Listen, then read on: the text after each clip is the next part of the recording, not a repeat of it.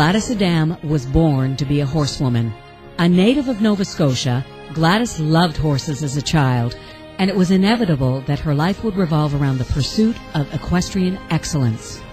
Gladys has been a horsewoman all her life. Worked really, really hard. Couldn't be any nicer.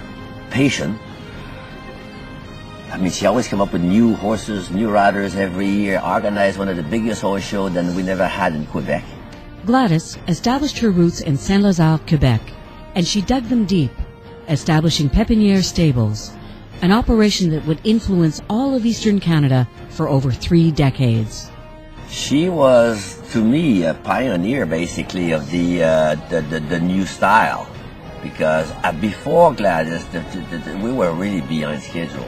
Every night when her day was over, it wasn't over, she would always go into her barn and go down her aisle at 9, 10 o'clock at night and check all her horses, make sure everything was right, everything was comfortable, and she thought about them and what they would do the next day. And that's a true horsewoman. That's a true mark of success. Gladys was a no-nonsense trainer who was a unique personality and a brilliant horsewoman.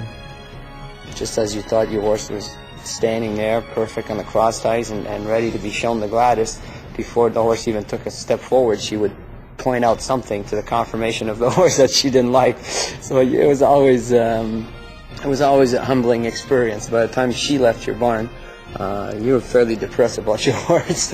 But nevertheless, she would come back and turn around and buy the horse. She was just she was really, really good at what she did, and she saw things that maybe nobody else did. While Gladys and Pépinière Stables established one of the great horse shows in the country, Gladys was hardly provincial in her reach and talent as a trainer.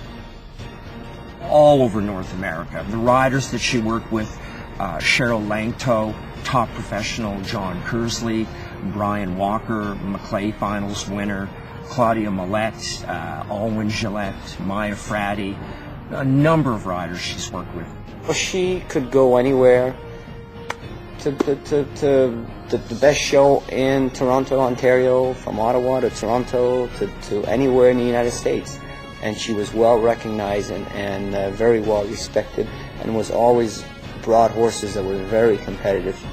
From Saint-Lazare to Pieces of 8, Gladys had her share of great horses, but it was the body of work over 4 decades that left an indelible impression on everyone she touched. Even that we were from very different generation, I could pretty well pick up the phone and talk to her about anything that was going on in my life, good or bad. And she understood young people and things like that, and I think anybody could talk to her. And I miss her words of wisdom and her great personality and just the woman she was. She was different. I mean, she was different. There's no 2 ways to say it. She was a very different horsewoman, but with such success that one can't help saying that she was great. You know, I just want to know that I've done a good job and I've made good horses and riders, which she can truly, truly be proud of. And that lives on and on.